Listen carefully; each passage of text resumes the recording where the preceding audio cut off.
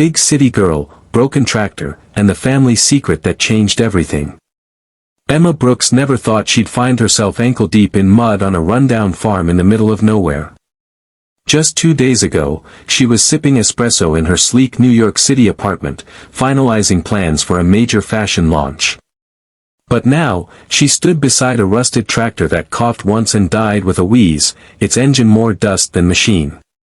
She sighed and looked around at the endless fields of Tennessee, the horizon painted in strokes of green and gold under a sun too warm for late September. She didn't belong here, she never had. But the letter that arrived a week ago changed everything. Her mother had passed away 6 months ago, and Emma thought she'd buried the last of her roots with her. But the letter, handwritten and postmarked from a small town she'd only heard of in childhood stories, had come from someone named Martha, her mother's sister. A woman Emma never knew existed. "Come if you want to know the truth," the letter had read. "And bring a strong heart." So here she was, heels replaced by muddy boots, hair pulled into a ponytail, and hands blistered from attempting to fix a machine she'd only seen in movies. She had arrived just this morning, expecting a quick visit and some long-lost explanation, but the farmhouse had greeted her with silence. No Aunt Martha. Just a yellow note taped to the door. "Went to town. The tractor's broken again. Maybe that'll keep you here long enough. M." She had laughed then, thinking it a joke. But now, drenched in sweat and frustration, she wasn't so sure. Suddenly, a voice interrupted her thoughts. "You're not from around here, are you?" Emma turned to see a boy, maybe 15, leaning on the fence, chewing a blade of grass. His clothes were patched, his boots caked in dirt, but his eyes were sharp with curiosity. "Nope," she replied, brushing her hands on her jeans. "That obvious?" The boy grinned. "City folks don't usually talk to tractors like they're stubborn dogs." Emma smiled despite herself. "I wasn't talking. I was begging." The boy hopped the fence and walked over. "Name's Luke. I help Miss Martha around here when she lets me. She don't trust many people. You must be the niece." Emma nodded. "Emma. So, you can fix this thing?" He shrugged. "I can try. But you gotta promise not to cry when I take it apart." As Luke worked, Emma sat on an overturned bucket, watching. There was something oddly peaceful about the way he moved, methodical, confident. A calm she hadn't felt in years settled over her.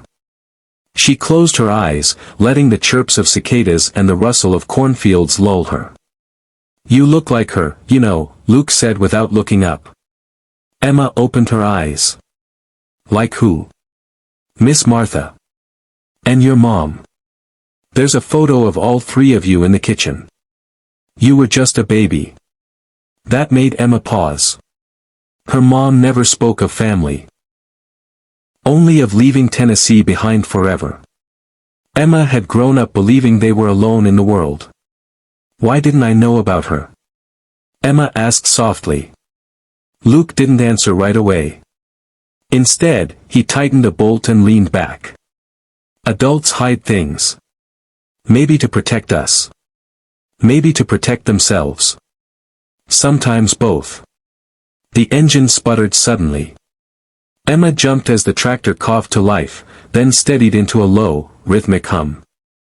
Luke beamed. "Told you. Just needed a little convincing." Emma stared in disbelief. "You're amazing." "Nah," he said. "Just local." That evening, Aunt Martha finally returned, dusty, sharp-eyed, and carrying a pie like it was a peace offering.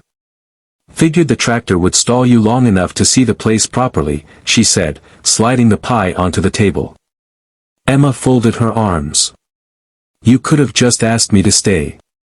Martha raised an eyebrow. "Would you have?" Fair point. Over slices of warm apple pie, the two women sat in the creaky kitchen.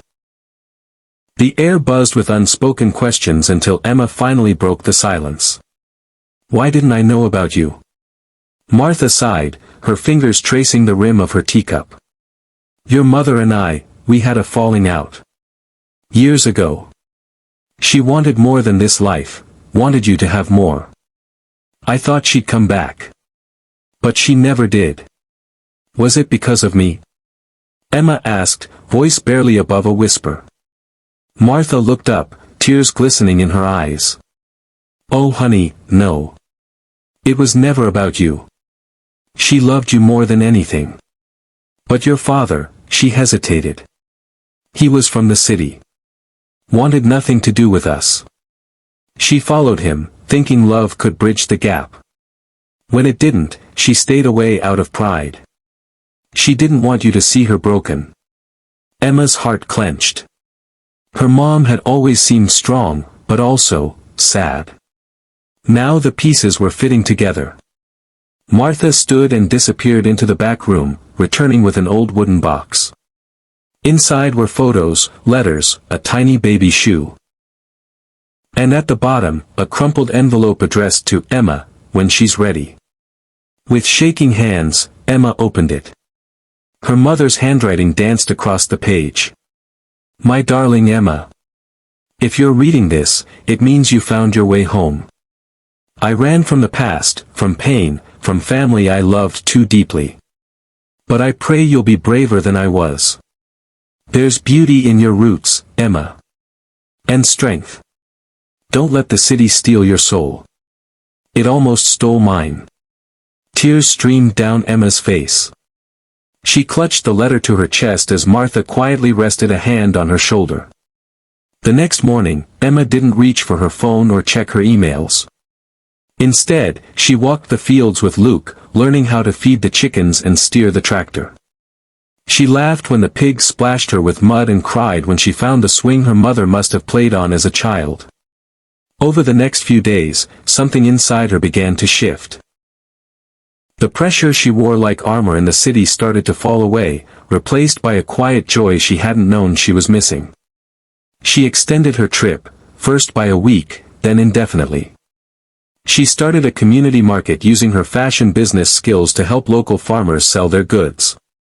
She taught Martha how to use an iPad, and Martha taught her how to bake cornbread from scratch.